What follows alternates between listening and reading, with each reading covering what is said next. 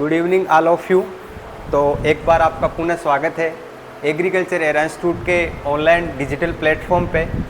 तो काफ़ी दिनों से अपने ग्रुप पे मैसेज आ रहे थे, पर्सनली मैसेज कर रहे थे काफ़ी स्टूडेंट, अपने जो ओल्ड पेपर थे उसकी रिक्वायरमेंट थी। तो आज आपके सामने जो ओल्ड पेपर है ए जोधपुर के, उसकी एनालिसिस करेंगे अपन। पेपरों के अंदर कहाँ से क्वेश्चन पुटअप होते हैं और अब की बार कहाँ से क्वेश्चन पुटअप होंगे, इनमें से कौन कौन से क्वेश्चन आपको वापस रिपीट हो सकते हैं, उसके बारे में अपन चर्चा करेंगे। ठीक है, तो उम्मीद करता हूँ जो आपको पेपर सॉल्यूशन कराता हूँ उसमें से आपके हूबहू ऐसे क्वेश्चन एज इट इज ऐसे कैसे आ जाते हैं। कई बार नहीं, मतलब लगभग हर साल आते रहते हैं, क्वेश्चन रिपीट होते रहते हैं। ठीक है, तो आप एक बार सेशन को ज़्यादा से ज़्यादा शेयर कर देना पहले क्लास लेने से पहले, क्योंकि जो इस वीडियो का है या फिर इस पेपर का है, ओल्ड पेपर का, वो सभी स्टूडेंटों को फ़ायदा मिल सके। ठीक है, तो अपन चलते हैं आज का जो अपना सबसे पहले तो अपन जो 6 महीना का पहले का जो सफ़र था फर्स्ट सेमेस्टर का, वो अपन ने अच्छे से पूर्ण कर लिया है। और उम्मीद करता हूँ जो जितने भी स्टूडेंट थे उनका पेपर या जो OGP है वो अच्छी रही होगी। ठीक है, एसकेएन का अभी तक रिजल्ट आ गया है। लगभग सभी स्टूडेंटों के जो अपनी कोचिंग से पढ़े थे या अपनी कोचिंग से जो क्लासेज लिए थे उनकी 7.0+ OGP रही है। क्या रही है? 7+ OGP रही है। उम्मीद करता हूँ जो अब ए जोधपुर का बीकानेर का आएगा उनका भी OGP एक अच्छी रहे। तो उसके बाद में 6 महीने के बाद में जो अपन ने सफ़र तय किया था, वापस से जो 6 महीने का सफ़र था अपना सेकंड सेमेस्टर का, वो भी अब आ गया है। जो आपके बीकानेर है, जोधपुर के, उनके मिड टर्म हो गए। अब थ्योरी जो प्रैक्टिकल लग रहे हैं, अब थ्योरी का एग्ज़ाम है 21 तारीख से। तो उसके चलते हुए मैंने पहले तो आपको ओल्ड पेपर प्रोवाइड करवा रहा हूँ, उसके बाद में आपको गेस पेपर प्रोवाइड करवाऊँगा। उसमें से हूबहू ऐसे के ऐसे क्वेश्चन आते हैं जो मैंने पिछले पेपर करवाए थे आपको गेस पेपर, उसके अंदर से 80 से 85% अबाउ थे। ठीक है, तो एक बार क्लास को शेयर कर देना और उम्मीद करता हूँ सभी स्वस्थ होंगे और आपकी स्टडी को भी आप कंटिन्यू कर रखे होंगे। तो आज की अपन जो बात करें अपन ओल्ड पेपर का, तो अपन सॉल्यूशन कराएंगे एंटोमोलॉजी का, फंडामेंटल ऑफ एंटोमोलॉजी। बोले तो जो आपकी कीट विज्ञान है उसके बारे में अपन चर्चा करेंगे, एंटोमोलॉजी के पेपर के बारे में चर्चा करेंगे। तो ये जो एंटोमोलॉजी की सब्जेक्ट है, मैंने 9-10 क्लासेज करा रखी है आपको, एक अच्छे से शॉर्ट एंड स्वीट आपके नोट्स बनाए हुए हैं मेरे खुद के हाथों के द्वारा, और आपको ऐसे क्लासेज प्रोवाइड करवा रखी है स्वीट तरीके से एम शॉर्ट तरीके से, कि आपके जो क्वेश्चन आपको जो क्लासेज प्रोवाइड करवाई है वह वहीं से करवाई है मैंने, जो आपके एग्ज़ाम के अंदर से क्वेश्चन आएंगे और पूछे जाते हैं। पिछले पेपर आप उठा के देख लेना, और मेरी क्लासेज जो देखे हैं उनको सभी को पता है कि एरा द्वारा जो क्लासेज दी हुई है उनमें से क्वेश्चन आते हैं। पिछला पेपर सभी को एनालिसिस है, वीडियोज़ भी मैंने सोर्स भी डाल रखे हैं। पेपर का जो फीडबैक आया था उनका वीडियो मैंने डाल रखा है, तो आप आराम से जाके चेकआउट कर सकते हो अगर भरोसा नहीं हो तो आपको। ठीक है, अब बात करें अपन जो फर्स्ट सेमेस्टर का क्लियर हो गए, ये वीडियो उन्हीं विद्यार्थियों के लिए है जो सेकंड सेमेस्टर में है पार्ट फर्स्ट के। ठीक है, उसके अंदर से आपके 9 सब्जेक्टें चलती हैं। अपन हर सब्जेक्ट के आपको ओल्ड पेपर देंगे, उसके बाद में जैसे आपकी एग्जाम आती है उसके 2-3 दिन पहले आपको गेस्ट पेपर प्रोवाइड करवा दिया जाएगा। ठीक है, आपका भाई हमेशा आपके साथ खड़ा है। आपका इतना काम बनता है कि आप क्लासों को ज़्यादा से ज़्यादा शेयर कर दिया करो और क्लास को लाइक कर दिया करो। ठीक है, ये आपके पिछली साल का पेपर है, 2022-23 का है, और सेकंड सेमेस्टर का है, पार्ट फर्स्ट का है। ठीक है, अब बात करिए अपन जो पार्ट बी है, ए भाग के अंदर आपके जो क्वेश्चन है, मैंने जो 9-10 क्लासेज आपको एंटोमोलॉजी की करवा रखी है उनको आप एक बार चेकआउट कर सकते हो। और आपको एक इन्फॉर्मेशन और दे दूँ, जो आपको ये वीडियो मिलेगा उसकी डिस्क्रिप्शन बॉक्स में जाकर आपको जो एंटोमोलॉजी की क्लास है उसकी प्लेलिस्ट की आपको लिंक मिल जाएगी। वहाँ पर आप पहले जाकर वो 10 क्लासेस दे रखी है उसको चेकआउट कीजिए आराम से। उसके बाद में जो ये पेपर एनालिसिस करवाया हूँ आपको, ठीक है, ओल्ड पेपर, उसमें से आप देख लेना कितने क्वेश्चन पुटअप हो रहे हैं। तो उसी अकॉर्डिंग आप अगली पेपर की भी तैयारी कर सकते हो कि आपकी जो एंटोमोलॉजी का है वो पेपर कैसा रहेगा। ठीक है, अब जैसे बात करते हैं अपन आगे, आपको लिंक मिल जाएगी पेपर की। ठीक है, तो आप पेपर एक बार देख ही लेना। जितनी भी क्लासें हैं उनकी लिंक आपको इसके डिस्क्रिप्शन बॉक्स में मिल जाएगी। ठीक है, अब भाई बात करते हैं अपन, जो आपको एंटोमोलॉजी का पेपर आता है वो 2 भाग में आता है। फर्स्ट जो ए भाग होता है उसके अंदर ऑब्जेक्टिव आएंगे आपके और फिल इन द ब्लैंक आएंगे। ठीक है, उसके बाद में अपन अगर बात करें आपके जो बी बाकी उसके अंदर आएगा आपके, तो दूसरा क्वेश्चन आएगा, एक तीसरा क्वेश्चन आएगा, एक चौथा क्वेश्चन आएगा। अब दूसरे क्वेश्चन में तो आपको ऑब्जेक्टिव जो आपकी डेफिनेशन है वो पूछेगा। तो आपको क्लास शुरू करने से पहले, आपको क्वेश्चन सोल्व कराने से पहले या फिर एनालिसिस करवाने से पहले एक बार आप क्लास को ज़्यादा से ज़्यादा दोस्तों के पास शेयर कर दें। आपके जितने भी यूनिवर्सिटी के अंदर दोस्त भाई लोग हैं उनको शेयर कर दें, ठीक है। अब आपके जो पहला क्वेश्चन है आपके functions of blood in insect body, मतलब कीट के जो शरीर, कीट का जो शरीर होता है, ठीक है, इंसेक्ट का जो शरीर होता है, बोले तो बॉडी होती है, उसमें रक्त के कार्य आपको बताने हैं।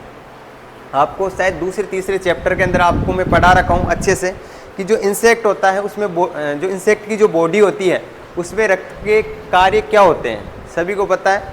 जैसे कीट के अंदर जो कीट की जो बॉडी होती है उसके अंदर ब्लड क्या काम करता है, जैसे अपने जो मनुष्य के अंदर, ह्यूमन के अंदर जो ब्लड क्या काम करता है सभी को पता है, वैसे ही इंसेक्ट के अंदर करेंगे।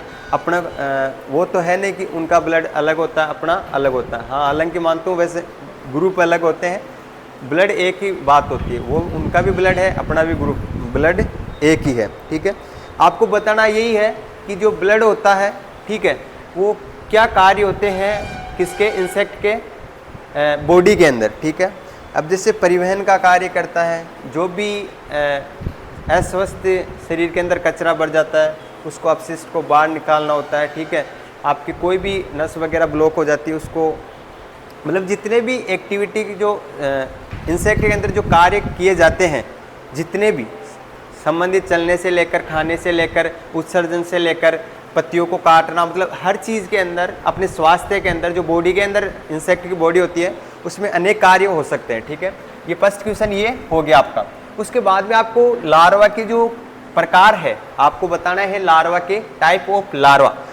लार्वा कितने प्रकार होते हैं, 4 प्रकार होते हैं। आपको कितने प्रकार होते हैं, 4 प्रकार होते हैं। आपको ये क्वेश्चन इंपॉर्टेंट कर लेना है, रिवीजन अच्छे से देख के जाना है। दूसरा क्वेश्चन है लार्वा के कार्य। लार्वा को आपको ऐसे मान लो रट्टी लेना है। लार्वा के क्वेश्चन पिछले से पिछले साल भी पूछा था आपको लार्वा का क्वेश्चन।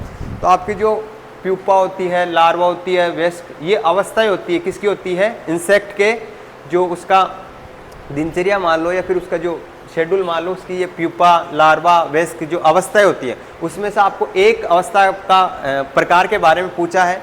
तो ओलिगोपोड हो, ठीक है, प्रोटोपोड, मतलब इसकी कितनी अवस्था है, 4 अवस्थाएं हैं। ओलिगोपोड, प्रोटोपोड, ओलिगोपोड, प्रोटोपोड हो गया, और पोलीपोड और एक टेरिडोपोड। ये 4 इसके प्रकार है, इसको अच्छे से रट के जाना।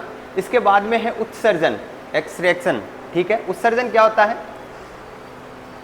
उत्सर्जन आपको सभी को पता होना चाहिए। जो इंसेक्ट होते हैं उसके अंदर से इंसेक्ट बोले तो इंसेक्ट बोले जो वेस्ट रिमूव इंसेक्ट, मतलब जो उत्सर्जन होता है ये एक इंसेक्ट के अंदर एक ऐसा माध्यम होता है जिसके अंदर से जो वेस्ट या बोले तो अपशिष्ट जो पदार्थ होता है उसको बाहर निकाला जाता है, बोले तो रिमूव किया जाता है। जो इंसेक्ट के अंदर इंसेक्ट वेस्ट रिमूव, मतलब बोले तो जो इंसेक्ट के अंदर अपशिष्ट पदार्थ होता है उनको बाहर निकाला जाता है, किसके द्वारा, उत्सर्जन का माध्यम से, ठीक है। तीसरा भी कंप्लीट हो गया, कई बार क्वेश्चन पूछा गया है तो इसको भी ध्यान में रखना। इसके बाद में है इकोनॉमिक्स थ्रेशोल्ड लेवल, आर्थिक सीमांत स्तर। आर्थिक सीमांत स्तर क्या है, ये एक आईपीएम से रिलेटेड है, ये आईपीएम में आता है। आईपीएम में क्या मतलब, इसकी फुल फॉर्म सभी को पता होनी चाहिए। आपको पूछ सकता है आईपीएम की फुल फॉर्म क्या है, आईपीएम का पूरा नाम क्या है। तो इसका आईपीएम का पूरा नाम होता है इंटीग्रेटेड पेस्ट मैनेजमेंट, ठीक है। जो आपके कीट होते हैं उनके जो रोकथाम के लिए, इसका रोगों के लिए जो इंसेक्ट लग जाते हैं उसमें क्या किया जाता है, रोकथाम किया जाता है, उपचार किया जाता है। तो आर्थिक सीमांत स्तर पर मतलब जो इंसेक्ट होते हैं वो जो पौधों को या फसलों को जो नुकसान पहुंचाते हैं, तो इसलिए अपन जो आर्थिक सीमांत स्तर पर इसका अपन उपचार इस प्रकार से आईपीएम के तहत इस प्रकार से इसका उपचार किया जाता है। किसके द्वारा, आईपीएम के द्वारा किया जाता है कि जो आर्थिक मतलब अधिक स्तर पर बोले तो या फिर आर्थिक स्तर पर क्षति ना पहुंचा सके। क्या जो इकोनॉमिक्स पूछ रहा है कि मतलब आर्थिक क्षति स्तर पर ज़्यादातर नहीं पहुंचा सके। ठीक है, तो इसका अपन IPM के अधीन करेंगे। इसके बाद में बोल रहा है अपंखीय, मतलब बिना पंखों वाले इंसेक्ट, मतलब अपंखीय के बारे में पूछा है इसको। ठीक है, इसको थोड़ा ध्यान रखना। इसके बाद में पूछ रहा है अनवर्त नाशक कीट। अनवर्त नाशक कीट होता है एक, ये नाशक कीट के रूप में कार्य करता है कि मतलब बिना जीवों को अपने, इसमें अनवरत में क्या होता है, जैसे अनेक प्रजातियों, पौधों की अनेक प्रजातियों के रूप पर ये क्या करता है, कीटों का जो फसलें होती हैं उनका नाश कर देता है अधिक क्षेत्र के ऊपर। ठीक है, इसके बाद में है आपका छठा क्वेश्चन है हाइमेनोप्टेरा गण के 3 गुण लक्षण, मुख्य लक्षण। आपको जो हाइमेनोप्टेरा है, ठीक है, उसके 3 मुख्य लक्षण लिखने हैं। वो आपको सभी को मैं बता देता हूँ, जितने भी ये क्वेश्चन है आपको मैं सोल्व करा रखा हूँ, आपको क्लासेस दे रखा हूँ। वहाँ पर आप जब तक चेकआउट नहीं करोगे, जो विद्यार्थी अगर क्लासें ले चुके हैं उनको तो ये क्वेश्चन समझ में आ रहे हैं, और जो पहली बार ये क्वेश्चन तो अगर पढ़े नहीं हो तो आपको ये पहली बार, ये शब्द पहली बार दिख रहे होंगे तो अचंभे में पढ़ रहे होंगे। तो पहले जाके आप एक बार क्लास चेकआउट कर सकते हो, उसके बाद में हर क्वेश्चन आपको अच्छे से दिखाई देगा। इसके बाद में शीत निष्क्रियता। शीत निष्क्रियता में क्या होता है, जैसे जो कीट होते हैं वो शीतकालीन अवस्था में या सर्दियों के अंदर क्या हो जाते हैं, निष्क्रिय हो जाते हैं, निष्क्रिय अवस्था में चल जाते हैं, डोरमेंसी या बोले तो अपन सुसुप्त अवस्था में चले जाते हैं। वो शीतकालीन में उसके जो हाथ पैर ले लो, उनका जो शरीर होता है वो काम करना बंद कर देता है, बोले तो डोरमेंसी स्टेज में चला जाता है या निष्क्रिय हो जाता है। ठीक है, इसके बाद में आपका है दीव नाम पद्धति। अब दीव नाम पद्धति का नाम आते आपको सभी के एक ख्याल आता है, दीव नाम पद्धति किसने दी थी, आपके कैरोलस लीनियस ने। कैरोलस लीनियस ने, ठीक है, ये दीवनाम पद्धति दी गई थी। दीवनाम पद्धति में क्या दिया गया था कि जो दीवनाम पद्धति, आपको इसमें ऐसा लिखना है, सबसे पहले तो ये लाइन लिखनी है, दीवनाम पद्धति कैरोलस लीनियस के द्वारा दी गई थी। ठीक है, ये क्यों दी गई थी आपको बताना है। इसके अंदर 2 भागों में, 2 शब्दों में जो भी नाम होता है उसको 2 शब्दों में लिखते हैं। पहला तो कैपिटल आता है, दूसरा स्मॉल। नाम में तो क्या होता है, पहला तो बड़ा अक्षर होना चाहिए। ठीक है, जाति के अंदर क्या होना चाहिए, इसमें छोटा अक्षर होना चाहिए, जैसे होमो सेम्पियंस। ठीक है, मतलब होमो के अंदर तो क्या H बड़ा आ जाएगा, सेम्पियंस के अंदर S छोटा आ जाएगा। ठीक है, इसमें पहला अक्षर तो क्या होता है, बड़ा होता है, और दूसरा अक्षर क्या होता है, छोटा होता है। इतना लिख दोगे। इसका जो कोण दिया था दीवनाम पद्धति ये, और 2 शब्द होता है, पहला अक्षर बड़ा लिखा जाता है, दूसरा अक्षर छोटा लिखा जाता है। अगर इतना लिख दोगे तो आपके नंबर कोई नहीं काट सकता। इसके बाद में है बहिकंकाल। बहिकंकाल से मतलब समझते हैं जो कीटों का जो बाहरी आवरण होता है, कीटों का बाहरी आवरण जो बाहरी आघातों से बचाने के लिए कार्य करता है, उसे अपन क्या कहते हैं, बहिकंकाल कहते हैं। ठीक है, इसके बाद में 10 क्वेश्चन कंप्लीट। 11वां क्वेश्चन है टेरोथोरेक्स। टेरोथोरेक्स में होता है कि अनेक टेरोथोरेक्स में क्या होता है, ये एक इंसेक्ट का ही पार्ट होता है। इसमें अलग से जो फसलें जितनी भी होती है, एक ही समूह की फसलें नहीं ले सकता, ये अनेकों अनेक बोले तो अनेक प्रजातियों की फसलों को ये नुकसान पहुंचाता है। इसके बाद में बहुपक्षी कीट आ गया।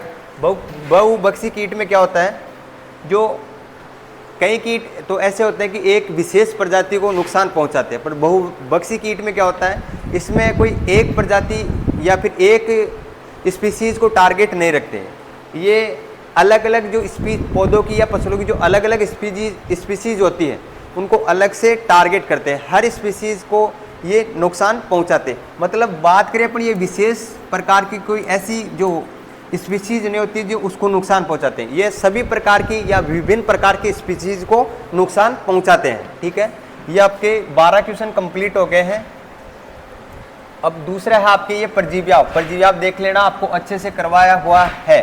ठीक है, हर जो जितने भी आपको मैंने 13 क्वेश्चन करवाए हैं अभी, वो सारे मैंने क्लासेज के अंदर बता रखे हैं। पूरी क्लासेज अगर जाके देखोगे तो आपके क्वेश्चन सारे समझ में आएंगे। ठीक है, अब नेक्स्ट तीसरे क्वेश्चन की तरफ चलते हैं अपन। तीसरे दूसरे क्वेश्चन में तो क्या होता है, अपने को 2 लाइन में लिखना रहता है, इसमें तीसरे में है आपके 2 से 4 लाइन में, ठीक है। इसको अपने को 6 से 8 पंक्तियों के अंदर पूरा या पूर्ण कंप्लीट करना होता है, ठीक है। तो पहले जो आपका पहला क्वेश्चन है उसमें है, या आपके 10 नंबर का है, प्रत्येक क्वेश्चन 2 नंबर का होता है। और जो अपन ने जो 13 क्वेश्चन पहले देखे हैं दूसरे के अंदर, वो प्रत्येक क्वेश्चन 1 नंबर का होता है। 13 क्वेश्चन दे रखे, उनमें से 10 क्वेश्चन करने पड़ते हैं, उसमें से प्रत्येक क्वेश्चन 1 नंबर का हो गया, तो 10 नंबर का मैटर तो वहाँ पर आपका कंप्लीट हो गया। उसके बाद में तीसरे क्वेश्चन की अगर बात करें अपन, तो प्रत्येक क्वेश्चन 2 नंबर का होता है, उसमें से 8 क्वेश्चनों में से अपन को 5 क्वेश्चन करने पड़ते हैं, तो प्रत्येक क्वेश्चन 2 नंबर का होगा, तो कितना हुआ, 10 नंबर का मैटर यहाँ से कंप्लीट हो रहा अपना। तो पहला क्वेश्चन आपका है, प्रकृति में अचानक कीट प्रकोप के कारण, मतलब प्रकृति के अंदर अचानक कीट प्रकोप के क्या कारण हो सकते हैं। तो कारण तो यही हो सकते हैं, जैसे बारिश का अधिक होना, ठीक है, नमी जब फसलों के अंदर ज़्यादा हो जाए या पौधों के अंदर जब नमी ज़्यादा है बारिश के मौसम के अंदर, मतलब प्रकृति में अचानक कीटों का प्रकोप किस कारण हो सकता है कि उनके फसलों के प्रतिकूल जब इंसेक्ट जो मौसम हो जाए या प्रकृति हो जाए, तभी क्या होता है, अचानक से कीटों का प्रकोप अधिक हो जाए, मतलब उनको सूटेबल होना चाहिए। तो अगर कीटों को जो चीज़ सूटेबल होती है तो वो अचानक से प्रकोप कर सकते हैं अपनी फसलों पर और पौधों के ऊपर, ठीक है। अभी आपको मैं बताया था बेनिफिट ऑफ आईपीएम, आईपीएम की अभी आपको फुल फॉर्म बताया था, इंटीग्रेटेड पेस्ट मैनेजमेंट। आपको जो ये कीटों के अंदर जो भी रोग लगते हैं, इंसेक्ट लगते हैं पौधों के अंदर, उसमें क्या करते हैं, ये कंट्रोल करते हैं। आईपीएम इंटीग्रेटेड पेस्ट मैनेजमेंट, ये कंट्रोल करने की एक माध्यम होता है, ठीक है। इसके बाद में इकोसिस्टम, पारिस्थितिकी तंत्र, ये तो सभी को आना चाहिए। जितने भी अपने पारिस्थितिकी तंत्र, आसपास के जो वातावरण के अंदर जो जितनी भी क्रियाएं चलती हैं, उससे संबंधित जो भी आपको पारिस्थितिकी तंत्र आपको पढ़ाया हुआ है हर क्लास के अंदर, मैं बार बार बोल रहा हूँ। अगर जो बंदा, जो स्टूडेंट अगर क्लास ले रखी है, मैंने 9 या 10 क्लासेज आपको एंटोमोलॉजी की अच्छे से पढ़ा रखी है, अगर वो जो स्टूडेंट देख रखा है, उनको पारिस्थितिकी तंत्र क्या, आईपीएम क्या, मतलब सारा जितना भी मैटर है वो आपको कराया हुआ है। वीडियो काफ़ी लंबी हो रही है तो जल्दी से करवाता हूँ। टीडे का केंद्रीय तंत्रिका तंत्र बताना आपको, ठीक है।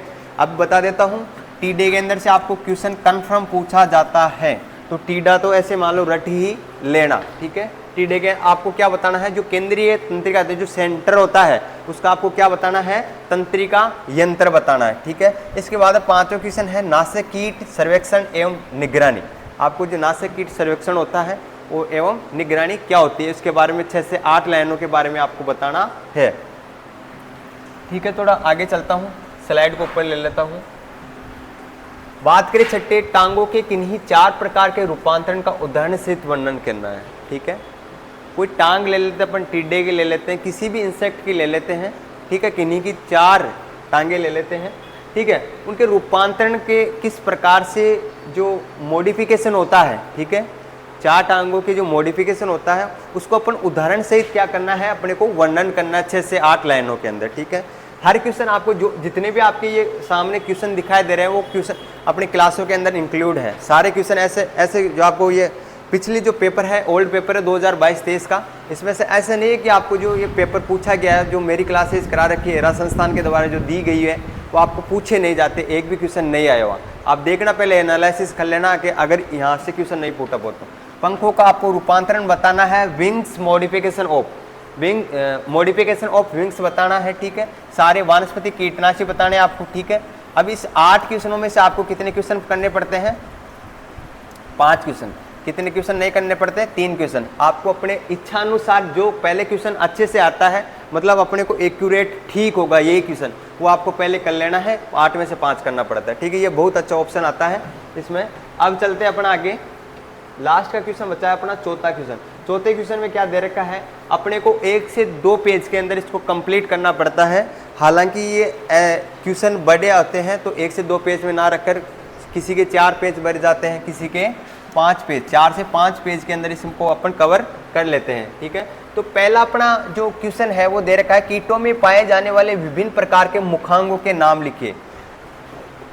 जो लगभग मेरे अकॉर्डिंग देख कर चले तो शायद चौथा या 5वां लेक्चर है करवाया हुआ है, उसमें आपको जो कीटों के अंदर जो पाए जाने वाले जो विभिन्न प्रकार के जो मुखांगों के नाम है उनको अच्छे से एक एक के प्रकार के अपन ने काटने वाले, चबाने वाले, चूसने वाले, ठीक है, सारे जितने भी आपके प्रकार करवाए हुए हैं कीटों के, उनको एक एक को वर्णन करवाया, ऐसे अच्छे से आपको हाईलाइट करके भी दिखाया हुआ है। आपको थंबनेल पर जो आप जैसे आप क्लास विजिट करोगे या प्लेलिस्ट पे जाओगे तो आपको सामने दिखाई दे देगा, जो आपका थंबनेल होता है, बोले तो पोस्टर होता है, उसके ऊपर दिखाई दे देगा कि जो कीट होते हैं उनके कितने प्रकार होते हैं। काटने वाले को अलग दे रखा है क्लासिफिकेशन, चबाने वाले को अलग, मतलब सारे जो जितने भी इसके प्रकार, जो मुखांगों के प्रकार होते हैं उनको अलग क्लासिफिकेशन के अकॉर्डिंग इनको अपन वर्णन कर रखे हैं। ठीक है, ये पहला क्वेश्चन हो गया। मेरे अकॉर्डिंग तो आपको कीटों के अंदर ये इंपॉर्टेंट कर लेना, ये 3 बार पूछा गया है, मतलब पिछले साल तो पूछा गया है ना, तो अब की बार इसका मानकर चले अपन 95% चांस है इस क्वेश्चन के। तो आप एक बार ये जरूर पढ़ के जाना। और कीटों के अंदर आप जो इंसेक्ट पढ़ोगे उसके अंदर से आपको तो ये काटने वाले, चबाने वाले, चूसने वाले, इसके जो मुखांगों के प्रकार है वो तो आपको जाहिर सी बात है ये तो पढ़ना ही पड़ेगा। अगर अपन एंटोमोलॉजी पढ़ रहे हैं तो मेन अपना जो ये बेसिक है वो तो यही है कि मुखांग तो पढ़ने ही पड़ेंगे। ठीक है, इसके बाद में आपको मैं बता दूं, अभी मैं पहले 2 क्वेश्चन आ गए, दूसरा क्वेश्चन में अभी तीसरे क्वेश्चन में भी आईपीएम तो आ ही गया। आईपीएम को आपको इस प्रकार से रटना है कि जैसे आईपीएम का नाम दिखे उसको पहले क्वेश्चन आईपीएम का ही करें, क्योंकि आईपीएम का क्वेश्चन आपको हर बार क्वेश्चन पुटअप होता है। जैसे दूसरा, तीसरा और जो चौथा क्वेश्चन होता है उसमें से 3 में ना देकर 2 क्वेश्चन के अंदर तो आपको ये ढाल ही देगा आईपीएम। तो आईपीएम को तो रट के ही जाना है। अब इसमें पूछा है समन्वित नासी कीट प्रबंधन, बोले तो आईपीएम को परिभाषित कीजिए। पहले तो आईपीएम को आपको परिभाषित करना है, अभी आपको मैं बताया था ये कंट्रोल करने का होता है। उसके बाद में दे रखा है आईपीएम के विभिन्न घटकों का उदाहरण सहित वर्णन, जो आईपीएम के जो घटक होते हैं उनका अपन विभिन्न प्रकार से विस्तारित से अध्ययन करना है। ठीक है, तीसरा क्वेश्चन दे रखा है लेपिडोप्टेरा गण के मुख्य लक्षण लिखिए, इस गण का कुल तक मुख्य लक्षण उदाहरण देते हुए 7 वर्गीकरण कीजिए। आपको 2 क्वेश्चन तो मैं आपको बता देता हूं पहले। अगर ये जो स्टूडेंट ये 3 क्वेश्चन अगर पढ़ के जा रहा है इसके अंदर, तो अभी मैं बताऊंगा, ये 2 क्वेश्चन पढ़ के जा रहा है। एक तो आपको कीटों के अंदर जो विभिन्न प्रकार के जो मुखांग होते हैं उसके बारे में आपको काटने वाले के बारे में पूछ सकता है विस्तार से, चबाने वाले के बारे में पूछ सकता है, और काटने और चबाने की जगह आपको काटने दे सकता है, उसके बाद में दे सकता है चूसने वाले। ठीक है, चबाने ना देकर चबाने देकर काटने ना देकर काटने की जगह दे दे आपको चूसने वाले। ठीक है, तो ये क्वेश्चन तो श्योर है। उसके बाद में आईपीएम की कन्फर्म है। ये 2 क्वेश्चन तो आपको ऐसे रट के जाने हैं कि ये तो आपको पढ़ने ही है, अलग मैटर जो पढ़ना है वो तो पढ़ना ही है, पर ये 2 क्वेश्चन तो कंफर्म हो गए कि अपने को ये 2 क्वेश्चन तो तैयार करके ही जाने हैं। अब तीसरे क्वेश्चन के अंदर आपको बताऊं, जो गण दे रखे हैं, ठीक है, लेपिडोप्टेरा, ठीक है, जितने भी आपको जो इंसेक्ट के जो गण दे रखे हैं वो आपको पढ़ के जाना है। अब इसके अंदर आपको लेपिडोप्टेरा पूछ लिया, 2022-23 के अंदर अगर लेपिडोप्टेरा पूछा तो इसके अलावा दूसरा भी आपको गण पूछ सकता है।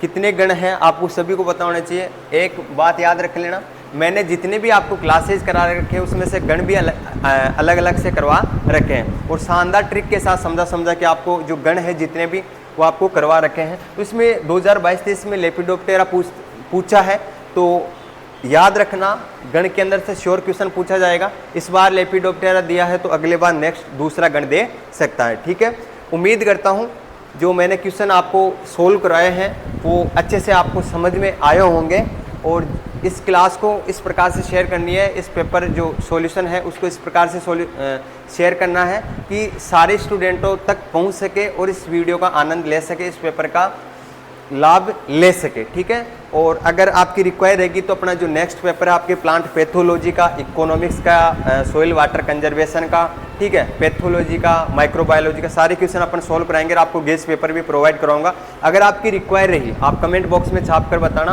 कि आपको नेक्स्ट पेपर किसका चाहिए, 21 तारीख का किसका पेपर है, और कमेंट में ज़रूर बताना कि आपको जो पेपर सॉल्यूशन कराया कैसा लगा, और नेक्स्ट पेपर की ज़रूर बताना कि अपने को कौन सा पेपर आपको पहले सोल्व करवाना है और गेस्ट पेपर कौन सा पेपर आपको प्रोवाइड करवाना है। ठीक है। तो ऐसे आपकी तैयारी को मजबूत रखना, क्योंकि 21 तारीख से आपके पेपर स्टार्ट होने वाले हैं। अभी प्रैक्टिकल के अंदर तो कैसे भी अपन निकल जाते हैं, प्रैक्टिकल बहुत कम बैग देते हैं, और आपकी जो थ्योरी होती है मेन अपना यही है, थ्योरी का ही मुद्दा, ठीक है। तो थ्योरी का मुद्दे को अपने को हल्के में नहीं लेना है, अच्छे से तैयारी करनी है। 6 महीने जो तैयारी की है वो 1 महीने के अंदर बर्बाद हो सकती है, इसलिए अच्छे से पढ़ के जाना और जो तैयारी है उसको कंटिन्यू रखना, ठीक है। अपन मिलते हैं फिर कल से एक नेक्स्ट वीडियो के साथ, एक नेक्स्ट पेपर के साथ। जब तक जय हिंद, जय भारत, धन्यवाद।